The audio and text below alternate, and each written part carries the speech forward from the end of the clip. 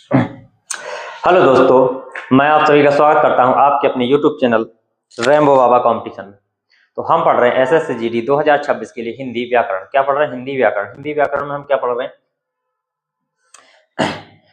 शब्द। क्या पढ़ रहे हैं? शब्द विचार या शब्द रूप पढ़ रहे हैं। क्या पढ़ रहे हैं? शब्द रूप या शब्द विचार। तो हम शब्द में यहाँ पढ़ चुके थे, कल हमने वर्ण की परिभाषा देखी थी, वाक्य की परिभाषा देखी थी, शब्द की परिभाषा देखी थी, फिर शब्द का वर्गीकरण देखा था। तो वर्गीकरण यहाँ तक देख लिया था। क्या इतना हम लिख चुके थे? ठीक है, कि शब्द का वर्गीकरण कितने आधारों पर किया जाता है? कितने? 4 आधारों पर किया जा सकता है। कितने? 4 आधारों पर। 4 आधारों पर बांटा जा सकता है। कौन? रचना के आधार पर। कौन? नंबर 1 में क्या? रचना के आधार पर। नंबर 2 में क्या? स्रोत के आधार पर, या उसको क्या? उत्पत्ति के आधार पर। नंबर 3 अर्थ के आधार पर। नंबर 4 क्या? विकार के आधार पर। यहाँ तक हम पढ़ चुके थे। स्रोत के आधार पर कितने? 3 भागों में 3 प्रकार थे। कितने? स्रोत के आधार पर कितने? 3 प्रकार के शब्द थे। रूढ़ शब्द, यौगिक शब्द और योग रूढ़ शब्द। ठीक है। स्रोत या उत्पत्ति के आधार पर मूल रूप से कितने? 4 होते हैं। कितने? मूल रूप से 4, और कुल कितने होते हैं? 5 होते हैं। कितने होते हैं? 5 होते हैं। कौन कौन? मूल रूप से कौन है? ये क्या है? मूल रूप से है। ठीक है। ये क्या है? मूल है। ये क्या? अलग से जोड़ा जाता है। ठीक है। तो ये क्या? तत्सम, तद्भव, देशज और विदेशज।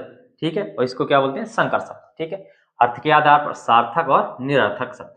विकार के आधार पर हम पढ़ चुके हैं विकारी और अविकारी शब्द। ठीक है। तो चलिए हम इसको क्या करते हैं, एक एक करके हम इनको पढ़ना शुरू करते हैं। तो रचना के आधार पर हम क्या करते हैं? शब्दों को, वेदों को क्या करते हैं? हम पढ़ते हैं। ठीक है। चलिए,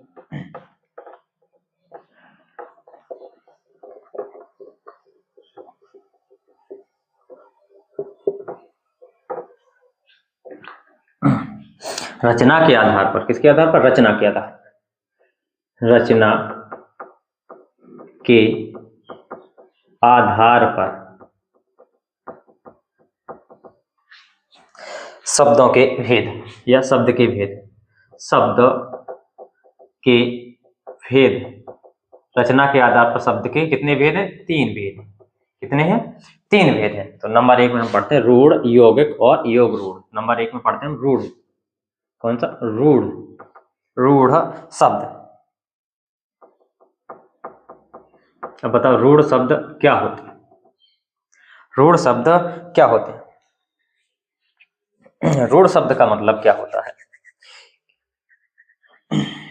ये शब्द क्या कह सकते हैं? रूढ़ मतलब क्या हो? वैसे ही हम देखें तो क्या कठोर हो सकता है, ठोस होता है, जो क्या हो, किसी में ना जोड़ता हो, ना किसी के लिए क्या हो, टूटता पिघलता हो। क्या हो? वैसे कहते हैं कि ये बहुत रूढ़ आदमी है। क्या है? कहते हैं कि ये बहुत रूढ़ आदमी है। तो क्या है मतलब? वो क्या है? बहुत कठोर आदमी है। वो किसी के लिए पिघलता नहीं, किसी के साथ जुड़ता नहीं, किसी के साथ। तो ये क्या होता है? अगर टूट जाए तो फिर वो क्या, उसका कोई महत्व नहीं बचेगा। तो ये क्या है? ऐसे ही ये क्या होते? शब्द होते हैं। ये जो रूढ़ शब्द होते हैं, ये क्या होते हैं? ऐसे ही होते हैं बिल्कुल, कि ये क्या होते हैं? ना तो इसमें क्या होता है? संधि होती है, ना इसमें समास होता है, ना इसमें उपसर्ग होता है, ना इसमें क्या होते? प्रत्यय होते हैं। क्या होते हैं? ना इसमें संधि, ना समास, ना उपसर्ग, ना प्रत्यय होते हैं। और ना ही क्या होता है इनको, यदि इसमें ये क्या होता है? ये केवल क्या होता है? मूल शब्द होता है। क्या होता है? मूल शब्द होता है। ये किसी इस ऐसी चीज से नहीं मिलकर बना होता है। ना संज्ञा संधि से मिलकर बनेगा, ना समास से मिलकर बनेगा, ना उपसर्ग से मिलकर बनेगा, ना प्रत्यय से मिलकर बनेगा। ये मूल शब्द होगा। ठीक है। दूसरी चीज क्या होगी? यदि इसके मूल शब्द के क्या कर दिए जाए? टुकड़े कर दिए जाए। क्या हो जाए?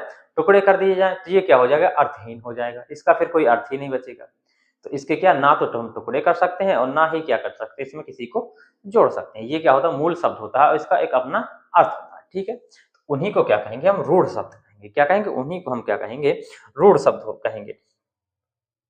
ठीक है। इनके क्या हो? टुकड़े जो होते हैं उनका क्या कोई अर्थ नहीं होता। तो लिख सकते हैं रूढ़ शब्द में क्या लिख सकते हैं? दोनों चीजों को लिख सकते हैं। वे शब्द, जैसे इनको अगर समझना चाहें तो फिर लिख सकते हैं कि जैसे एक शब्द लेते हैं हम, क्या? कमल। क्या ले लेते हैं? कमल। अब ये कमल क्या है?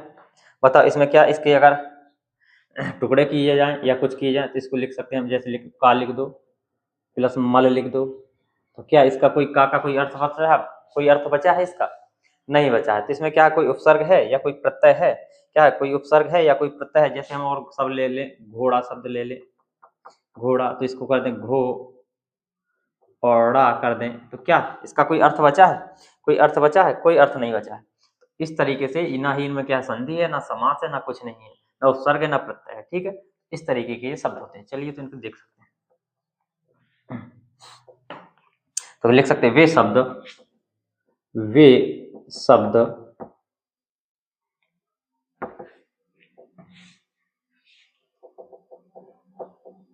वे शब्द क्या कह सकते हैं, वे शब्द जिनमें संधि, समास, उपसर्ग और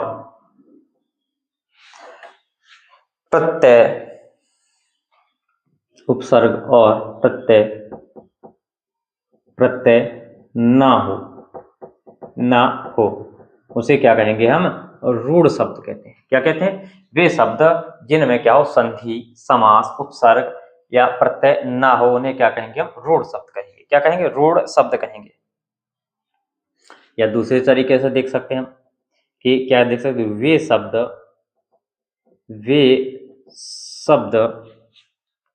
जिनका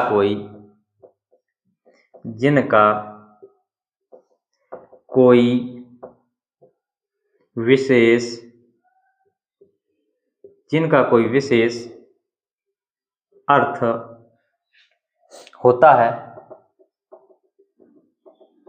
है और विशेष अर्थ होता है और जिनके टुकड़े या जिनके टुकड़ों का कोई अर्थ नहीं होता। क्या लिख सकते, जिनके टुकड़ों का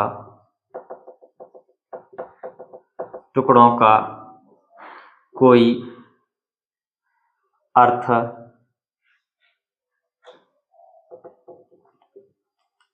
कोई सार्थक लिखो, कोई सार्थक अर्थ नहीं होता, कोई सार्थक अर्थ नहीं होता। अर्थ तो हो जाएगा लेकिन कैसा, सार्थक नहीं होगा। ठीक है, कोई भी सार्थक अर्थ नहीं होगा। तो ये चीज आपको समझ में आती है। ठीक है, उदाहरण में लिखो, उदाहरण में वही शब्द लिखो। उदाहरण में लिखो घोड़ा,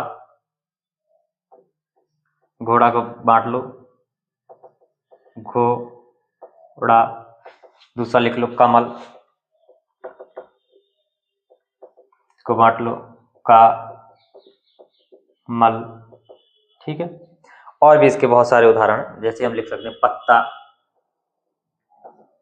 पत्ता हो गया, पेड़ हो गया, आम हो गया, जड़ हो गई, जल हो गया, पानी हो गया, पेट क्या हो गया, कुर्सी, दिन, कुर्सी हो गया, दिन हो गया, चावल हो गया, शाम हो गया, गीत हो गया, फल, पुस्तक। और भी हो सकते हैं, क्या लिख सकते हैं, फल, पुस्तक, क्या हो गया, फल हो गया, पुस्तक हो गया, दूध हो गया, भूमि हो गया। ये क्या है, सारे और बहुत सारे शब्द हैं जो क्या है, रूढ़ शब्द होते हैं। क्या होते हैं, रूढ़ शब्द होते हैं। ठीक है, इतनी चीज आपको समझ में आई होगी। अब चलते हैं हम यौगिक शब्द की ओर। किसकी ओर, अब हम चलते हैं यौगिक शब्द की ओर।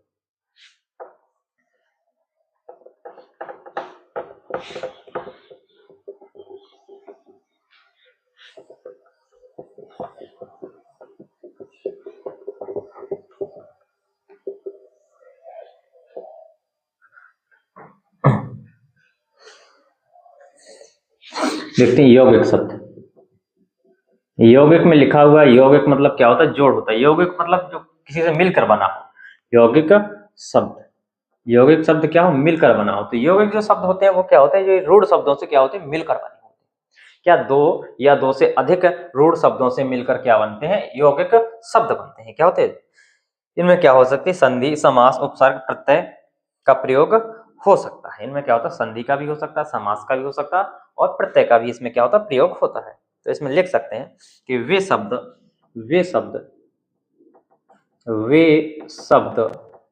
जो क्या हों, जो दो या दो से अधिक रूढ़ शब्दों से मिलकर क्या होते बनते हैं, बनते हैं। इनमें संधि, समास, उपसर्ग और प्रत्यय हो सकते हैं। क्या हो सकते हैं? हो सकते हैं। ठीक है, इतनी चीज ध्यान रखनी है। या क्या कह सकते हैं, या कह सकते हैं आसान भाषा में क्या कह सकते हैं कि जो दो या दो से अधिक स्वतंत्र शब्दों के मेल से बनते हैं। क्या? जो दो या दो से अधिक स्वतंत्र शब्दों के मेल से बनते हैं। क्या? दो या दो से अधिक स्वतंत्र शब्दों के मेल से बनते हैं।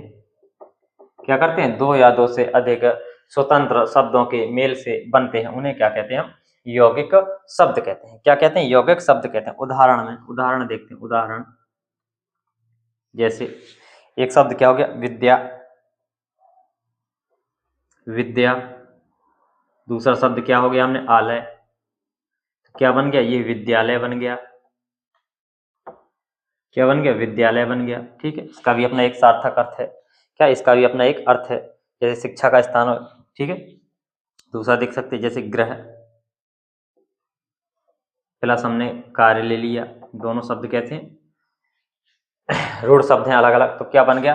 क्या मिलके बन गया? गृह कार्य बन गया। क्या बन गया? गृह कार्य बन गया। क्या बन गया? गृह कार्य बन गया। इससे मिलके क्या बन गया? गृह कार्य बन गया। जैसे और शब्द ले सकते हैं, जैसे सुपुत्र हो गया। क्या हो गया? सुपुत्र। सुधन पुत्र मिलकर क्या? सुपुत्र बना। सुपुत्र हो गया। और क्या हो गया? और बताओ। प्रतिदिन हो गया। प्रत्येक हो गया। क्या हो गया? प्रत्येक हो गया। चंचल मन हो गया।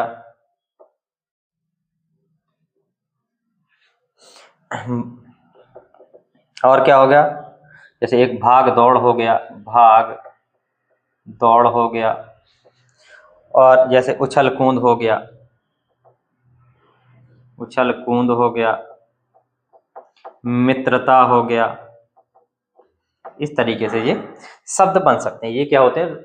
यौगिक शब्द होते हैं। क्या होते हैं? यौगिक शब्द होते हैं। ठीक है,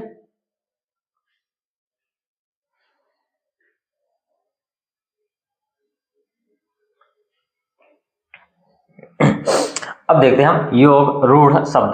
क्या देखते हैं? योग रूढ़ शब्द। योग रूढ़ शब्द क्या होते हैं? एक बार देखो कि ये क्या करते हैं, ये किसी तीसरे की ओर इशारा करते हैं। जो कि हम एक क्या है, समास पढ़ते हैं, जिसका क्या नाम होता है? बहुब्रीहि समास होता है। क्या होता है? बहुब्रीहि समास होता है। जैसे पीला है जो अंबर, तो क्या है? पीला है जिसका क्या है? पीला है जिसका अंबर। तो किसके ओर? भगवान श्री कृष्ण की ओर क्या करते हैं? इशारा करते हैं। जैसे नील है, नीला है कंठ जिसका, तो इसी तरह के ये क्या करेंगे? किसी तीसरे की ओर। और इसमें जितने भी उदाहरण होंगे क्या होंगे? सारे के सारे इसके जितने यौगिक शब्द, रूढ़ योग शब्द, रूढ़ योग जो शब्द होंगे वो सारे के सारे किसके? बहुब्रीहि समास के क्या होते हैं? उदाहरण भी होते हैं। क्या होते हैं? सारे के सारे बहुब्रीहि समास के उदाहरण भी होते हैं। तो इसको देख लेते हैं, योग रूढ़ शब्द। योग रूढ़ शब्द। योग रूढ़ शब्द तो क्या कह सकते हैं? वे शब्द जो किसी अन्य अर्थ की ओर इशारा करते हैं। क्या कर सकते हैं? वे शब्द जो किसी अन्य अर्थ की ओर, अन्य अर्थ की ओर,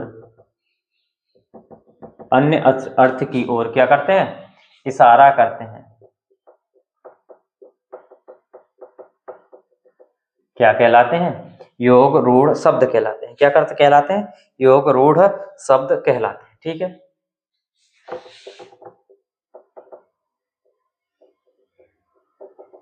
ठीक है, योग रूढ़ शब्द कहलाते हैं। लिख सकते हैं वो भी ध्यान रखने के लिए कि बहुब्रीहि, बहुब्रीहि समास के सभी उदाहरण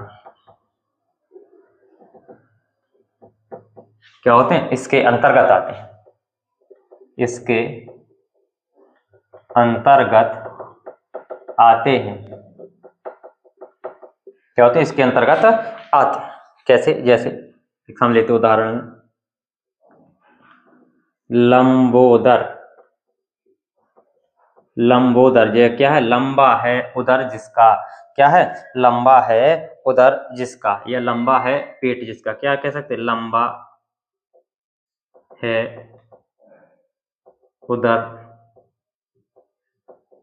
जिसका। तो किसका है? वो किसकी ओर? भगवान गणेश की ओर। किसकी ओर? गणेश, अर्थात कौन? गणेश। तो क्या कह सकते हैं? लंबा है उदर जिसका। जैसे दशानन। दशानन, दशानन का क्या है? दशानन मतलब रावण। 10 है, आनन मतलब शीश जिसके। क्या है? 10 है, या मुख जिसके। क्या है? आनन मतलब मुख। 10 है जो मुख जिसके, वो कौन? रावण। क्या? रावण हो गया। कौन? रावण। और उदाहरण लिख सकते हैं, जैसे चक्रपाणि। चक्रपाणि, चक्र किसके पास है? भगवान विष्णु के पास। किसके पास? चक्र पाणि। तो कौन? भगवान विष्णु। किसकी ओर इशारा हो रहा है? भगवान विष्णु की ओर। जैसे पीतांबर। पीता बोला, बता क्या? पीतांबर। पीला है अंबर जिसका, पीले हैं वस्त्र जिसके। कौन? कृष्ण। किसकी ओर? कृष्ण की ओर। किसकी ओर? कृष्ण की ओर। चंद्रशेखर। चंद्रशेखर मतलब चंद्रमा है जिसके शिखर पर, अर्थात मुख पर, मूड पर। कौन है वो? शिव जी। किसके सिर पर चंद्रमा है? कौन है? शिव जी के सिर पर क्या है? चंद्रमा है। जैसे और देखते, एक और पंकज। जैसे एक पंकज शब्द, नॉर्मल पंकज। पंकज का मतलब क्या है? जो पंख मतलब क्या? कीचड़। कीचड़ मतलब जो कीचड़ में क्या हो? जन्मा हो। जा मतलब जन्म। तो कीचड़ में क्या हो? जन्मा हो। वो कौन है? वो कौन होता है? कमल। ये भी आ सकता है। क्या है? ये भी आ सकता है। पंकज क्या हो सकता है इसमें? जो कीचड़ में जिसका क्या हो? जन्म हो, वो क्या है? पंकज। तो ये क्या, सब तीसरे की ओर क्या करते हैं? इशारा करते हैं। तो ठीक है, ये हमारे शब्द हो गए। ठीक है, अब कल हम पढ़ेंगे उत्पत्ति के आधार पर, फिर हम अर्थ के आधार पर, और फिर हम विकार के आधार पर। ठीक है, थैंक यू दोस्तों। क्लास अच्छी लगी तो प्लीज़ लाइक शेयर सब्सक्राइब जरूर करिएगा। मिलते हैं नेक्स्ट क्लास में। थैंक यू दोस्तों।